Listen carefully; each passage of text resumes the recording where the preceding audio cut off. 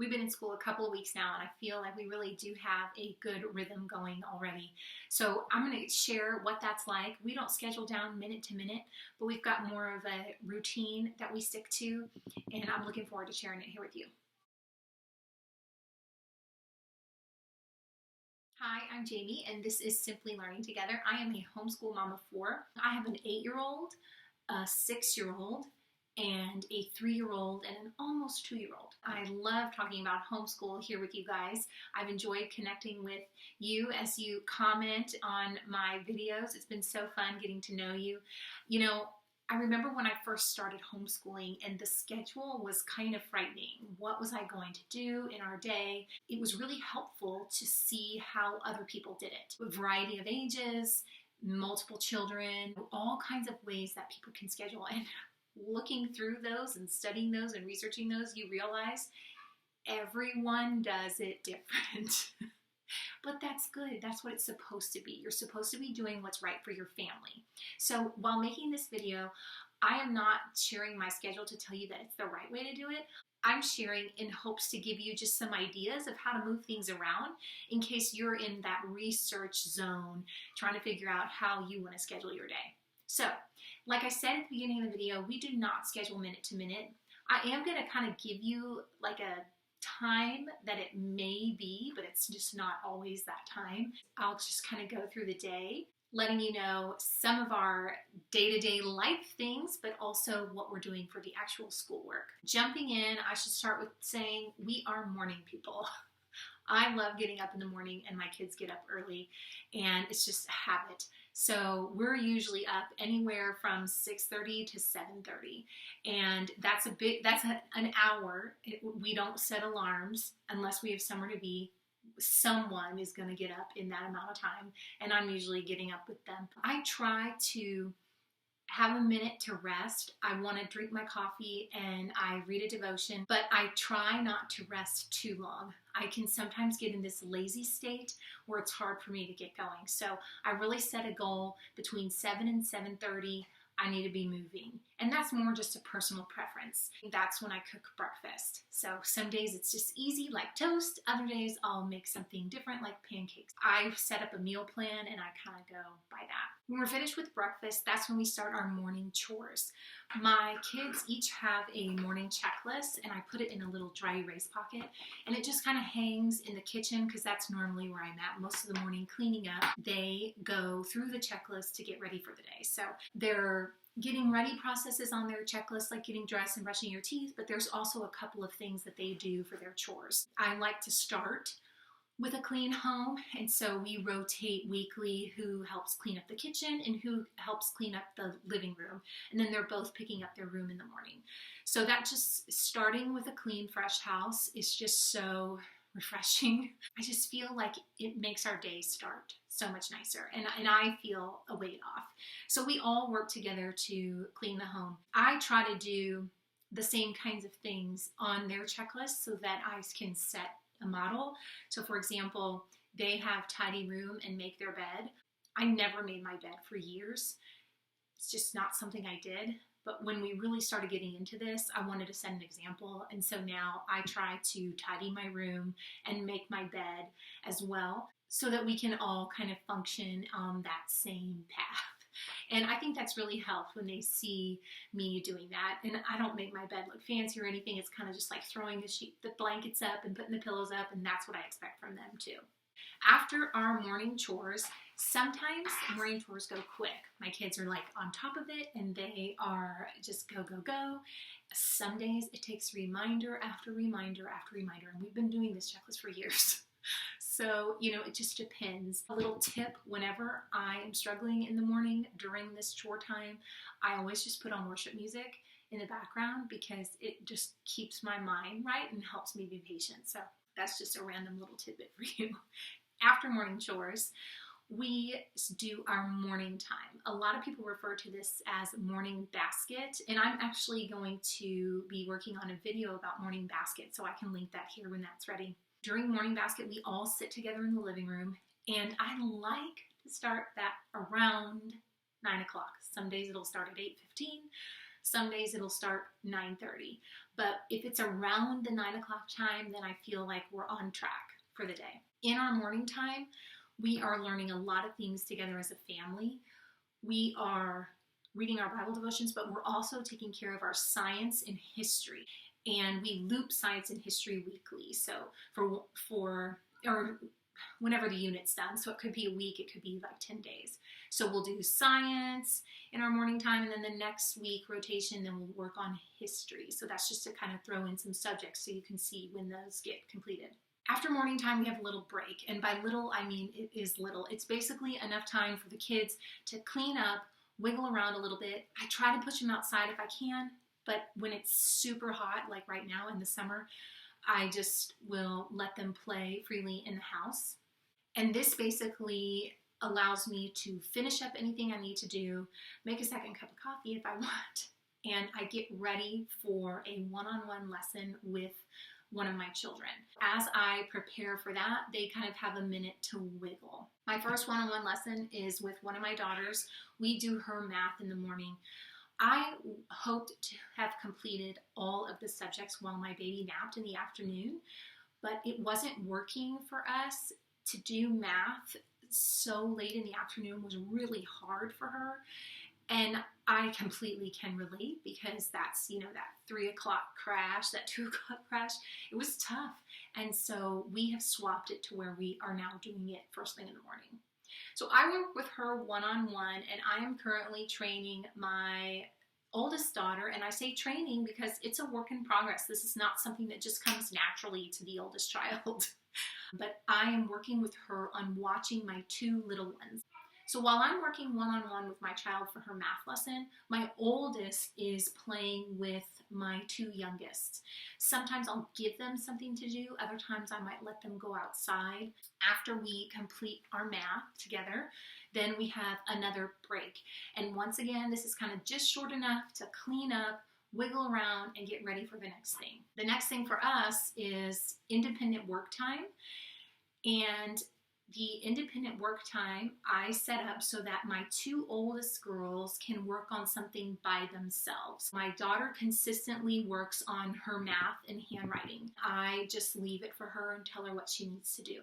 My 6-year-old, we are still working on independent work. So she's really good with Explode the Code. So sometimes I will leave her a page from Explode the Code to do. I'm really trying to get her to do some math on her own. Her math book has a section called I Can Do This, and I'm trying to leave her some of that to do by herself. So this is kind of the first time. She's 6, so it's kind of the first time she really has to work on her own without somebody sitting there, and she still can't quite read directions. So it's, once again, everything is like a training process, but I do leave something for her to do. And if I don't find anything, sometimes I just write some things on our little whiteboard that she can do while I'm gone. I didn't mention that. I leave. Yes. So my husband works from home, and I love jogging. It really is something that brings me joy. And I will, while the girls work independently, I will jog with the little 2 in the stroller. So they have to work by themselves, and I'm gone. Once again, everything is a training process. We had to kind of work through the kinks with that, but I think it just all helps us grow a little bit.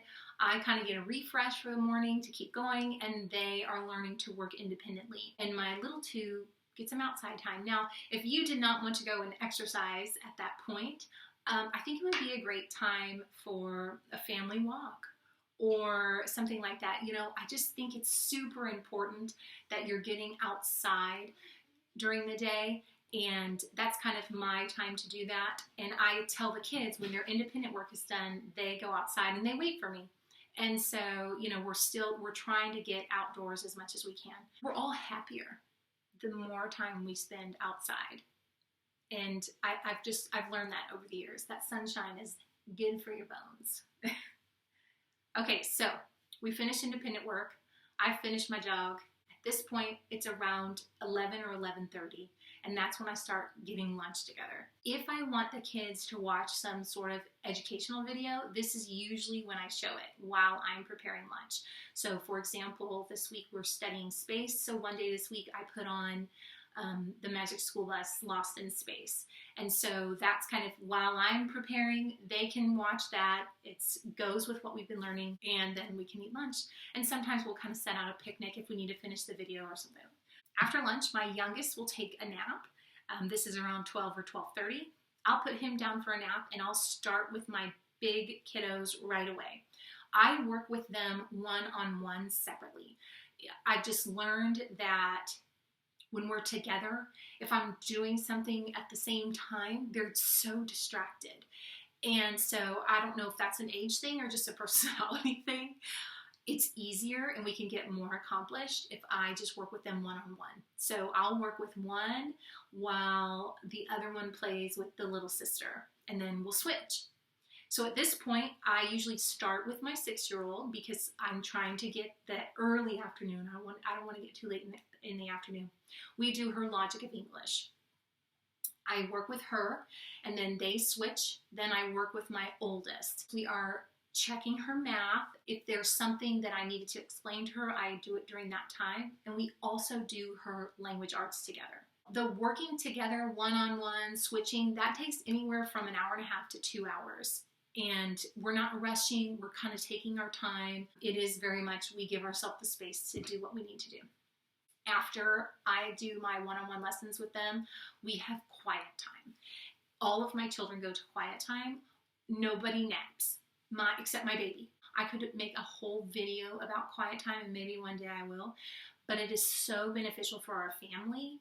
My children benefit from it in a way that they are creative in ways that they wouldn't be creative if they were together. They learn how to be bored and how to do things, how to play by themselves. And I love picking them up from quiet time. When I open that door, they're almost every day, it's just something really neat that they've come up with to do. So I just truly believe in quiet time. And honestly, my child is probably going to be like 16 and in quiet time. And it's not because I want quiet. I mean, yes, that's a benefit. I'm telling you, they are so creative in quiet time. It's insane. Quiet time is usually over around 3 o'clock. Between 3 and 5, it is literally just free play. It's so hot. I'll try to get them outside. There has to be water.